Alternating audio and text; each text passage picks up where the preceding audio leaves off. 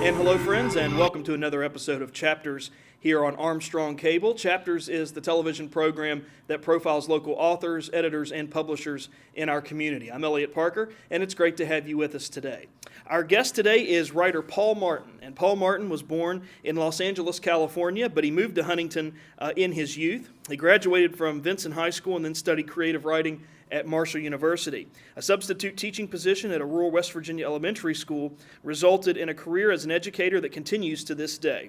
Throughout his teaching career, Mr. Martin has seen the publication of his short fiction in periodicals as diverse as The Cosmic Unicorn, Dogwood Tales, and Writer's Digest. In 2001, he was awarded the Fellowship for Fiction by the West Virginia Department of Culture, and this led to the completion of his first novel, UnderTheBridge.com. And more recently, Martin has completed a memoir about his teaching experiences, and his current project is a novel which follows three siblings that are separated in childhood while being relocated on the famous orphan trains. And he lives right now currently with his family in Huntington and teaches for Marshall University. And we are delighted to have Paul Martin with us here today. Paul, thanks so much for joining us on Chapters. It's great to have you. Great to be here.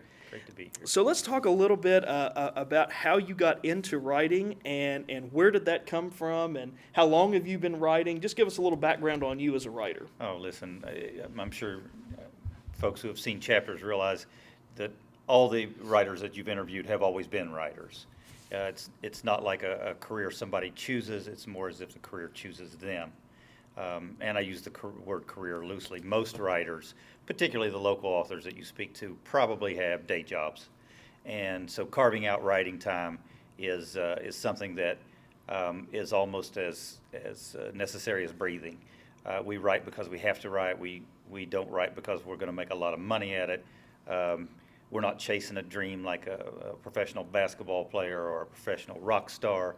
We write because we have stories we have to tell. And we hope that there are other people who like to hear them. So I remember my first story, actually my first poem, and I am not a poet, so don't ask me about poetry. But that was the most accessible form of writing to me when I was in the third grade. And I remember writing a poem that I was so proud to show my third grade teacher. And she so graciously read that to the class. And from that day forward, I just assumed I was a writer then because I had written a poem that someone liked and that had an audience. So it goes back to third grade. Now, in terms of actually pursuing it in an attempt to get a wider audience, again, I can't pinpoint that, but I've always written short stories and became a member of a writers group that included some just really fine authors, folks that you've interviewed here, Marie Manila, Laura Bentley, John Van Kirk, I know have been on your program. It also included Zoe Ferraris, who's gone on to even bigger and better things. But that writers group made me feel like writing was something that I had the talent to be able to do and to show other folks. And so it's just been a lifetime pursuit. It's not a career. It's not a career choice. It's just something you are and do. Tell us a little bit about some of the publications that you've had, Cosmic Unicorn, Dogwood Tales, Writer's Digest, places where you've had your work published. How did you go about finding those places, and did you just send out a wide range of submissions, and those were the ones, or did you target those journals and those publications specifically? I targeted those. I targeted them without ever having read Cosmic Unicorn, for instance, or Dogwood Tales. I got a copy of Writer's Market, which is an annual publication that freelance writers often use. This one was actually fiction focused, so I believe it was called Novel and Short Story Writer's Market, and looked for magazines or opportunities for acceptance of the kind of work that I did and the kind of stories that I was writing. And I remember Cosmic Unicorn being a tiny little magazine, just postcard sized almost. But it paid. It paid a penny a word. I think that's not true. It paid a quarter of a penny a word. So I remember getting a check and two contributors' copies of that magazine when my story was published in it. And it was just I look back on it now and cringe almost. It was almost a fairy tale type story. And I think the check was for less than $5. But I couldn't have been more proud of that than if it had been the Nobel Prize. And the 2 contributors' copies I still have just prominently displayed in my study at home. The more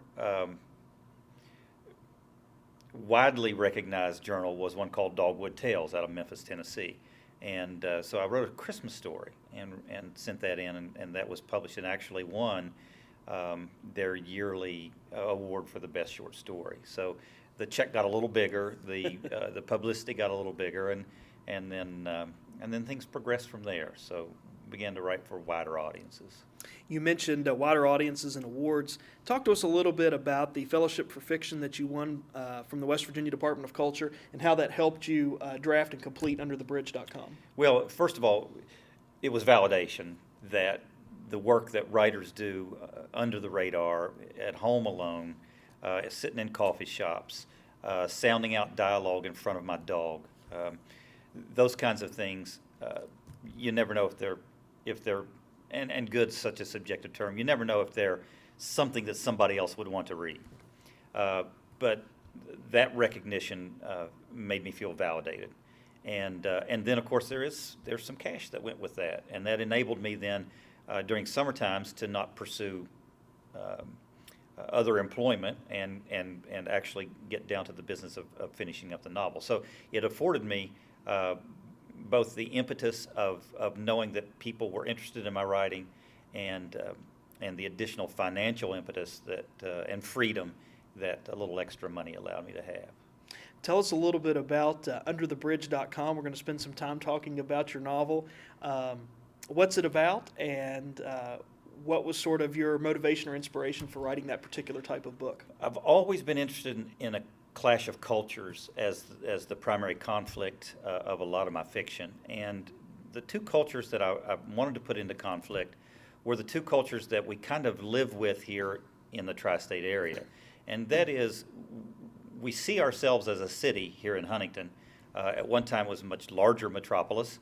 Of course, I call it metropolis almost facetiously, though it's a fair-sized city with a lot of opportunity. And being a college town, there's a ton of cultural opportunities there for folks to engage in. But we're just a few miles away from a very rural setting. And so within a 10-minute car drive, you can shop at Pullman Plaza, or you can feed your cows. And so that culture is one that, those 2 cultures, are 2 that I've always seen and wondered how they would get along, or if there is a necessity to delineate between the 2 cultures. So I've always been fascinated by that idea that the rural and the city life have more in common than they do differences. And so that's what the novel explores.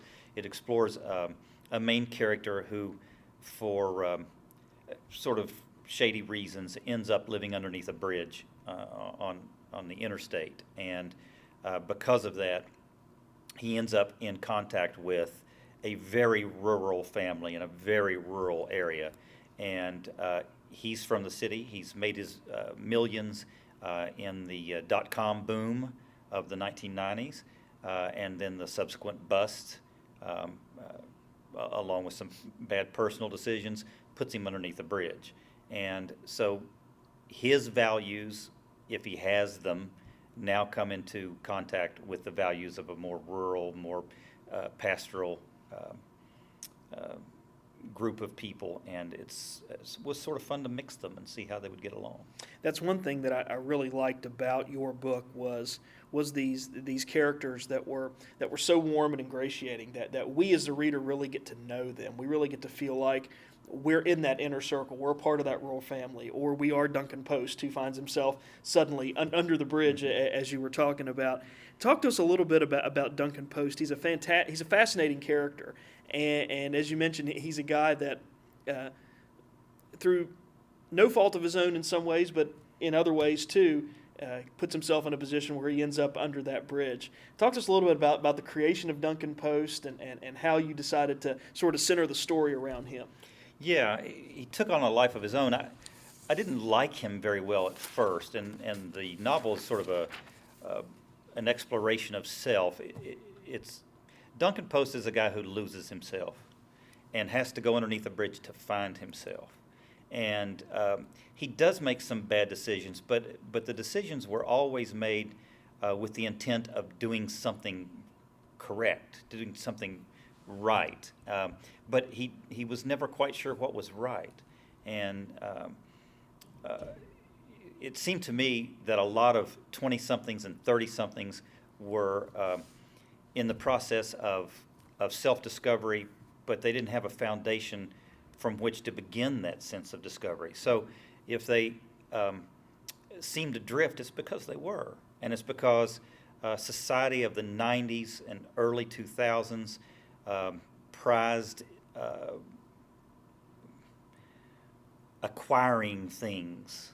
And he thought that that would give him the satisfaction and the self-awareness that he was always looking for, but he finds out in the end, of course, that it doesn't. As we all, as we grow up through our 20s and 30s, ultimately realize that it's not the acquisition of material goods, it's the relationships that we form. And one thing I wanted to ask you about was that Duncan lives under this bridge in Sinking Creek, Virginia. Now, is that an actual place, or is that a loosely based place on somewhere around here, or how did you come up with Sinking Creek, Virginia? There is a Sinking Creek, Virginia, and I have hiked through it on the Appalachian Trail.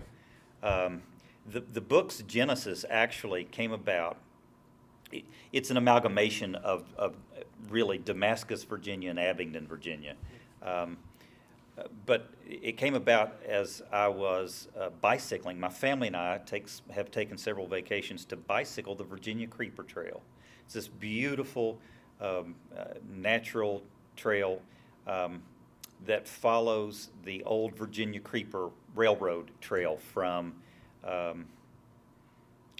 it starts in Abingdon, is the southern end of it. I believe the northern end of it is White Top Mountain. And it's a beautiful trail, absolutely beautiful. But one day we were bicycling it, and it at its lower end actually crosses underneath an Interstate 81 bridge. And I remember looking up there, and after you've bicycled 30-some miles, you're a little bit tired and loopy. But I remember looking up there underneath the bridge and thinking there's a little concrete platform there, and that a person could, if he wanted to, live there, because there was a creek down below it, which became Sinking Creek, which is not near Abingdon, but close enough on the Appalachian Trail. And thinking if someone lived there, there's a water source, and they're so close to commerce, they're so close to the world, which is really just going right over their head, but no one would ever notice that they were there. And so that idea stayed with me, sort of marinated for the longest time. And so that became the geographical setting for it. A lot of it takes place at a rest stop on Interstate 81. The rest stop really was modeled after the Tamarack rest stop, but not the Tamarack portion, the other portion where there's a lot of fast food restaurants and things like that, a place where I thought a guy could hide, essentially, and in plain sight, and not be noticed as anything other than just a fellow traveler. Interesting, very interesting.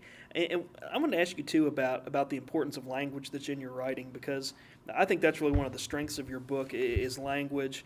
And I just wrote down, a couple passages I noted. One was dark wedges under his eyes looked like slices of a storm. And there's so many examples of that kind of language in your novel. Is that something that you really have to work on as a writer when you're thinking about framing your sentences and paragraphs, or does that sort of just come naturally to you? But how does that work? Because it just seems like that's such a strength of your novels, the great language that's present. Well, listen, I appreciate that, because I fell in love with reading on the sentence level. My favorite writers are those who not only have a strong story to tell, but the journey to tell that story I would follow just for the beauty of the language. For instance, and I even put this in the book itself, Cold Mountain by Charles Frazier is one of my absolute favorite novels because of the language, not just the story, not just the journey, but the language itself is stunningly beautiful. I would even limit myself as I began to realize how much I was enjoying this novel, that I would stop. I would only read 20 pages a day after a while, because I thought, I don't want to finish this novel. And then his second novel, 13 Moons, equally beautiful. The story's not as compelling, perhaps, as Cold Mountain, but certainly the language is absolutely beautiful. So on the sentence level, that became really important to me, that my reader would enjoy. I'm not a poet, as I mentioned before, but I wanted some elements. In my writers group was Laura Bentley, who's one of the very finest poets in our area, and even in a larger sense. And so as a critiquer of my work as part of the writers group, she has a certain eye for the beauty of detail and the beauty of language. And so I tried to include as much of that as possible. I'm in love with the beauty of language when it's done right. And so, yeah, I had a story. And in fact, I think there are a lot of weaknesses in this novel. If I had the opportunity to do it over, every writer would say, there were changes they would make. But the publication history of it demanded that it get published before I was actually ready to let it go.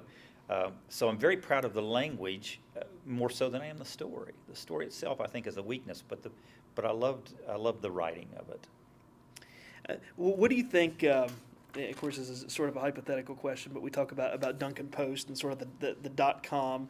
Yeah, I know you were working on this book when Facebook was really in its infancy, and there was no Twitter, there was no Instagram, there was no of all these different kind of social media sites.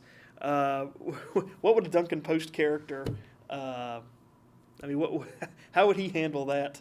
That do you think today, if you were to write a sequel to this and move him along, in sort of this the .com era, how would he handle or not handle all this technology? Yeah, I think prior to the events that happened to him in the novel, prior to his introduction to the Hundley family, I think he would have been in the vanguard of Twitter and Instagram. He probably would have changed his business model and begun a process of working in the social media. He seemed to me to be that kind of guy. That's the Duncan Post up until chapter 13. Mm-hmm. The Duncan Post at the end of the novel, I think, might be prepared to go into another line of work. I think he liked incorporation of business with tangible goods and services. By the end of the novel, I think the Duncan Post at the beginning of the novel would have just loved the virtual world of social media. But I think the character change, or the one that I wanted to put him through anyway, would have led him in an entirely different direction. Or I'd like to think so. Yeah. I think that there's certainly a place for social media, and there's such a place for the virtual world in our real lives. But I think when you become imbalanced, you're headed for trouble.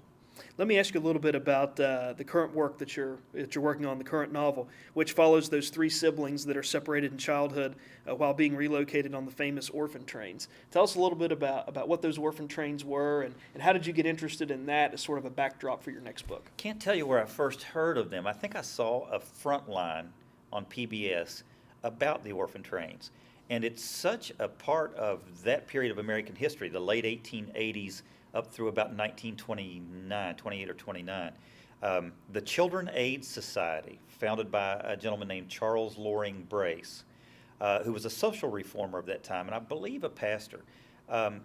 He started the Children Aid Society as an attempt to take all of these orphans and what they called street Arabs of the time. The police actually called them street Arabs. The children who were either orphans or underparented, running the streets, poor, hungry. They became thieves and pickpockets and drains on society. His idea was he didn't like the idea of orphans, but he thought that the very best thing he could do for these kids would be round as many of them up as possible and put them on trains and send them to the Midwest and West. They had at various cities throughout the train stops, the train's routes, places where the train would stop, and families would come and offer homes to these orphans. In some cases, it turned out quite well.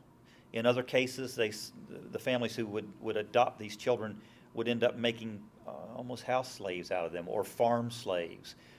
They'd work in the fields. But some of them had legitimately fine families and lives after that. Others of them are kind of lost to history.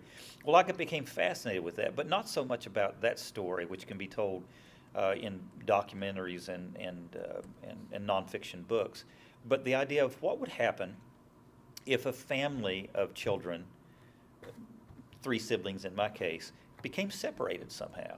That on their journey out west, a family could say, well, I'll just take this one. And another family, well, I'll take this one. Nobody has room for all 3 of them. So it's less a story about the orphan trains. The orphan trains was the vehicle for me to get this separation story underway, and more a story about the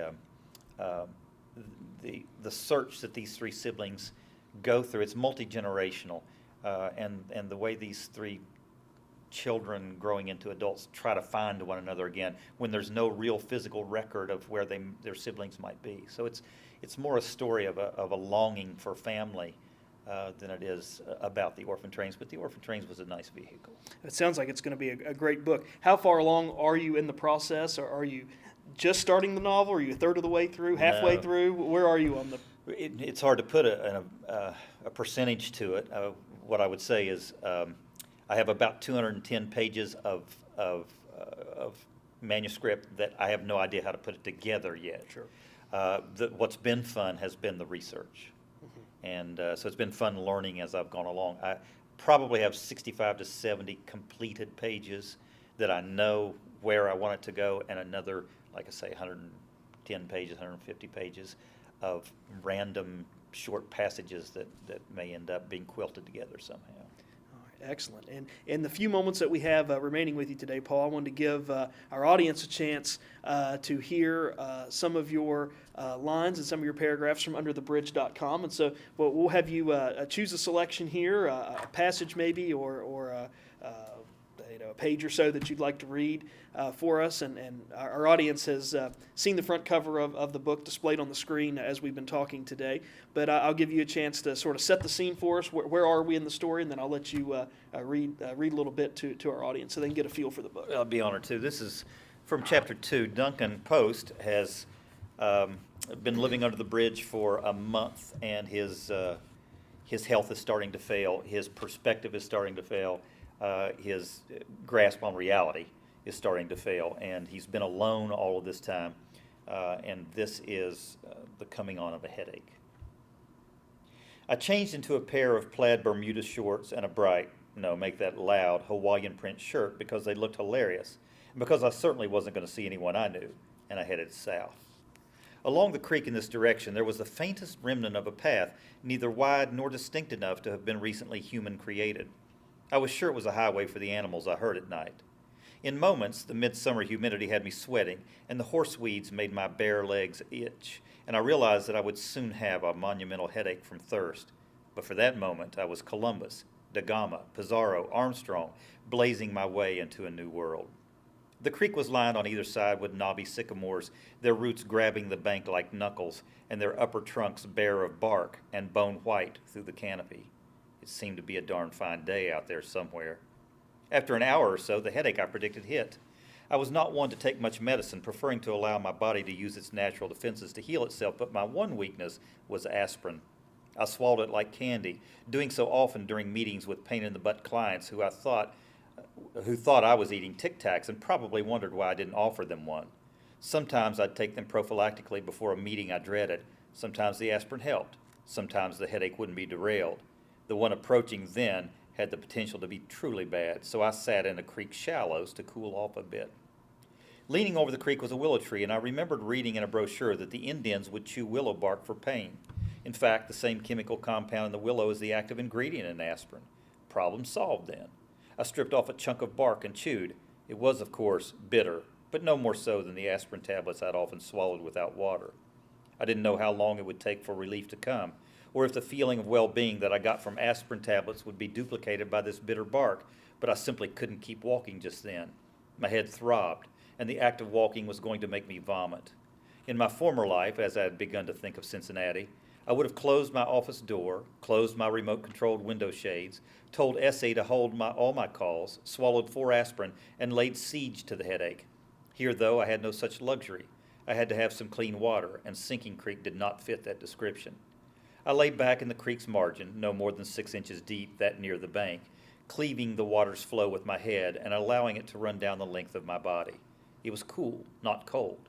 And when I closed my eyes, I could picture myself in a refreshing, albeit horizontal, shower. I may have even drifted briefly into sleep, and my fingers interlocked corpse-like on my chest, a yoga pose.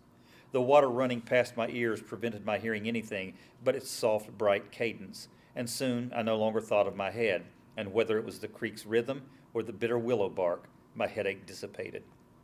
The wind must have freshened because the treetops above me began swaying, and kaleidoscopic patterns of shadows offered nebulous glimpses of sky. This far away from my bridge, I had no clear idea of the time, no traffic sounds for orientation, and I felt vaguely uneasy. Reflexively, as I had done so often in the past 3 months, I raised my left arm to check my watch, which of course was not there.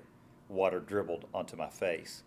The water, my thirst, the shifting shadows, the dispersal of time, all became too much. I closed my eyes and conceded. I can't say I slept, but I did dream. And though I rarely can recall my dreams with any accuracy, it seemed pleasant enough and seemed to include Corinne and someone who might have been me. On the bank not 10 feet from my head, something emitted an unearthly shriek. I covered my head with my arms, thinking first that it was a wild animal, a bobcat or something that had seen me as prey, and my best reaction would be to protect my head. Then I drew my legs into my chest, forming a dizzying ball of soaked plaid shorts and Hawaiian print shirt. I could only hope the beast would choose not to eat something with such hideous fashion sense. When the attack did not take place, I peered cautiously toward the scream, which continued, but seemed to be receding. It was, as was its author. And though I could tell nothing about her age or facial features, I could tell her long hair overspread and slapped her naked back like a tangerine fan. Oh, fantastic! And I think listening to that, we get a sense of that great language. Thank that you have in your story. Thank you. Thank you for sharing that with us. Paul Martin is the author of the book UnderTheBridge.com. And Paul, if someone is interested in getting a copy of your novel, where can they get it? How can they find it? It is currently in stock at Empire and, of course, Amazon.com. Okay, fantastic. And I appreciate it. All right, Paul Martin, thank you so much for joining us here on Chapters. It was great having you with us. Thanks for having me. And finally, if you have a question, comment, or suggestion about this Chapters program or any Chapters program that you've seen here on Armstrong Cable, we would like to hear from you. You can send us an email right to the show at the address LP4, that's the letter L, the letter P, the number 4, at zoominternet.net. And we appreciate all the feedback and the emails that we've received from you. And we promise that those emails are read and received. And we certainly do take your comments and suggestions into consideration as we plan future chapter shows. So please keep those comments and feedback coming. LP4 at zoominternet.net. We certainly appreciate all your comments and thoughts about the program. Well, that's going to do it for us this time on Chapters, but please come again next time. And in the meantime, stay tuned to this station for news and views that impact you and your community.